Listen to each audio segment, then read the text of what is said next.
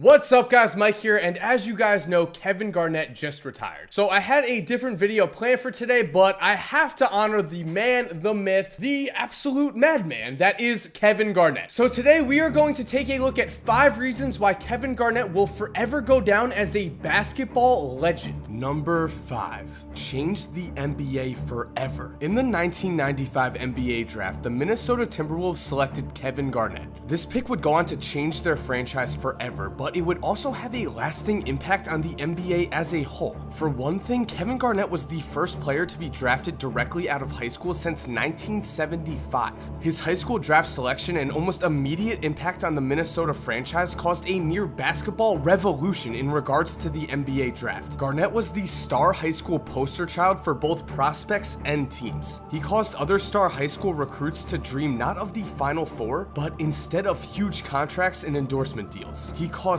teams to dream not of polished 4-year college players, but of 18-year-old high school seniors with seemingly unlimited potential. And we all know what happened next. Over the next 10 or so years, a very large amount of high school seniors declared for the draft. Some, such as Kobe Bryant or Tracy McGrady, had huge success. Others, such as Kwame Brown or Sebastian Telfair, were massive failures. Now, of course, the NBA eventually created a rule to stop this massive trend for high school seniors that Garnett had started, but this was not the only way that Garnett impacted the NBA, because in many ways, Garnett was the first form of what has become the modern NBA big man. There was nothing the man could not do. He could bang in the post, or he could step back and hit a mid-range jumper. He could defend the league's best big man, and he could switch onto the fastest guards and stay in front of them. He could even dribble the ball and run the offense if that's what his team needed. Just listen to this. Kevin Garnett is the only player in NBA history to average 20 points, 10 rebounds, and 5 assists more than 5 times in a single season. He did it 6 times, while the next closest, Larry Bird, only did it 5. So when looking at modern centers like Karl Anthony Towns, guys who can shoot, rebound, pass, and defend every player from the center spot,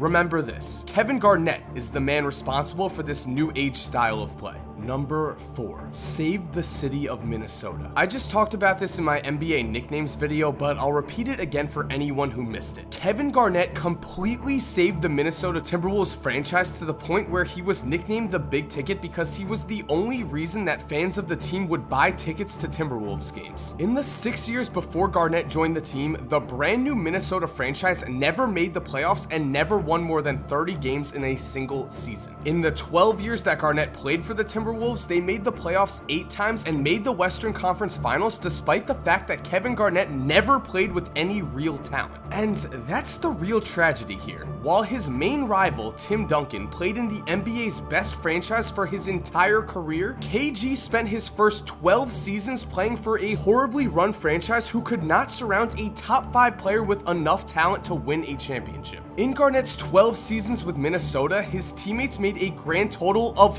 3 All-Star games. 3! People always talk about LeBron's first run in Cleveland, where the Cavs management could never really piece together a championship caliber roster for LeBron. But really, the Timberwolves management might have been worse. They traded Stephon Marbury to the Nets before he was an All-Star. They let Chauncey Billups sign with the Pistons, and he went on to lead Detroit to a championship. If Kevin Garnett and Tim Duncan had switched teams for their entire career, we might be having a very different discussion as to who the greatest power forward of all time is. For now, just know this: with no talent, with no help from the front office, Kevin Garnett single-handedly built the Minnesota Timberwolves franchise into a respectable organization. He spent the last season of his career there because he is a Timberwolf. He is Minnesota. He's loved in that city, and for very good reason. Number 3. Trash talk God. Up until this point, we've talked mostly about Garnett's stats, his play style, and his historical significance in the game. And while all of that is important, what really sets KG apart from other NBA legends is the fact that he is an absolute madman. We saw the intensity, we saw the headbutts, and we heard the stories. We heard about how Kevin Garnett called Charlie Villanueva a cancer patient, and how he once told Tim Duncan to have a happy Mother's Day when his mother had passed away. We heard how he made Big Baby cry, and how he cursed out Joakim Noah even after he found out that Joakim's favorite player as a kid was Kevin Garnett Garnett. And of course, we all know about the Honey Nut Cheerios situation. But here are some stories that you might not know. When Mason Plumlee was a rookie for the Nets, he accidentally ordered his food onto the plane before the veterans. In order to punish him for this mistake, Garnett took Plumlee's food away from him and gave it to Reggie Evans. He then proceeded to make Plumlee serve the rest of the veterans their food like Plumlee was a waiter and not a millionaire basketball player. And it seems that Garnett definitely had strong personal feelings about his post-game meals, because with the Celtics, Garnett also had an incident involving a post-game meal. After a game, the team returned from their showers to find some team doctors taking a few pieces of food from the players' food table. This was simply unacceptable to KG, who walked over to one of the doctors, slapped a plate of food out of his hand, and screamed at him to never touch the players' food again. And according to Paul Pierce, the doctors were never seen close to the food table again. And finally, we return again to Big Baby. According to basketball legend Brian Scalabrine, in 2010 on the Celtics team plane, Glenn Davis was challenging everyone to arm wrestling matches. Arm wrestling matches that he won until he matched up against Kevin Garnett. According to Scal, Big Baby tried his hardest, but after a solid minute and a half of trying to take down KG's arm, he began to get tired. That's when Garnett slammed Big Baby's arm down and started screaming in his face, "I'm the alpha male in this thing. I'm the alpha dog in here. Don't you guys ever forget it now." Like I said, the man was a madman. Number 2, as good as Duncan in his prime? When Tim Duncan retired this offseason, everyone immediately said the same thing. Tim Duncan is the best power forward in the history of basketball. Which is true. The man put up a resume that has not been matched by anyone else who ever played the power forward position. But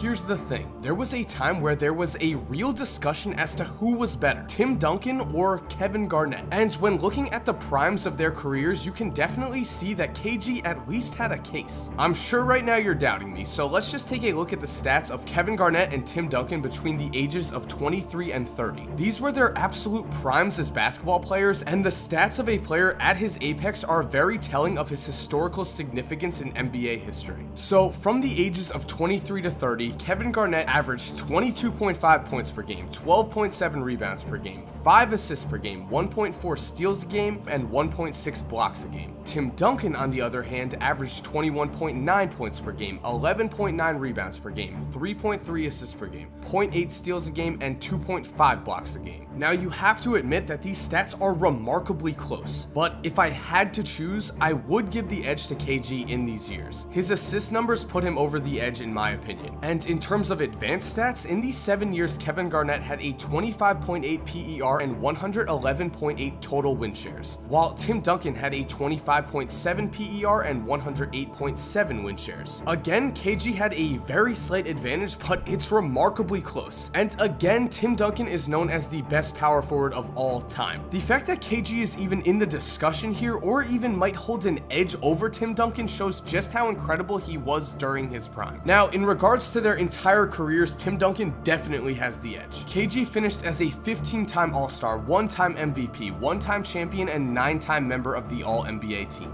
Tim Duncan finished as a 15-time All-Star, 2-time MVP, 5-time champion, and 15-time member of the All-NBA team, which is why Tim Duncan is the best power forward of all time. I'm not saying anything different, but remember, Tim Duncan played on the greatest franchise in recent NBA history. More wins means more team success, which also means more awards for individual players. I'm not taking anything away from Tim Duncan, but it's true. If KG had played on a more successful franchise, he might have gone down as one of the all-time greats. Instead, always remember just how dominant prime Kevin Garnett was. And number 1, heart and soul of the Celtics. Finally, in the summer of 2007, Kevin Garnett was traded to a real championship contender. If there's one thing that the Minnesota Timberwolves did right in the 12 years that they held Garnett's legacy in their hands, it was to trade him away. Playing for a new city, playing for a championship contender for the first time in his career, Garnett was a new man. Finally, his talents were on full display for the entire world to see. In 2008, Garnett won the Defensive Player of the Year, becoming the first Defensive Player of the Year in Boston's storied basketball history. He also finished third in MVP voting, and perhaps most importantly, he was the heart and soul of the Boston Celtics. He ran the defense, shouting out orders at his teammates from the low post. He provided clutch performances, such as his 26.14 rebound output in Game 6 of the NBA Finals. And he did the little things, such as swatting away every opponent's shot after the whistle, instilling in his team that nothing came easy for their opponents. All of this led to the Boston Celtics winning the 2008 NBA championship, the city's first basketball title since the days of Larry Bird. Then the next year, KG missed the playoffs with injuries, and the year after that, Kendrick Perkins also missed the NBA Finals with injuries, which meant that in the 3 seasons that Boston had a real chance to win the championship with Garnett still near his prime, they won one and lost in the playoffs the next 2 years with injuries on their roster, which again proves that NBA championships are won with a combination of incredible talent and incredible luck, which is something Kevin Garnett never seemed to have in his NBA career. Despite his incredible talent, he was never lucky. And so we're back, and I hope you guys enjoyed the video. And after doing some research for this video, after watching videos, reading news articles, reading everything about Kevin Garnett, I've just come to the conclusion that that man is actually crazy. Yes, I did refer to him as a trash talk god, but in reality, a lot of those things were actually just, you know, kind of very mean. But apparently, according to Paul Pierce, Doc Rivers, and other people that are actually very close to KG, it's all a persona, it's all an act. He's actually one of the nicest guys that you could ever meet. He just has to act tough like that because he can't show any weakness on the court, which makes sense. So I'm interested to see how he's going to act post-retirement, because if he joins the media or something like that, I mean, I don't know if we could have a headbutting Kevin Garnett on TNT during a halftime show, or maybe we can, because that would actually be pretty awesome. And other than that, guys, if you're new to this channel, this is a basketball channel, and the NBA season is right around the corner. So I already make videos every single 3 days, but during the basketball season, things are going to get ramped up even more. So if you love basketball, make sure you subscribe. I promise I will not let you down. And if you are already supporting me, if you're already subscribed, thank you guys so much. I say it every single video, but you are the best. Love ya. And as always, have an awesome day, and cue the music.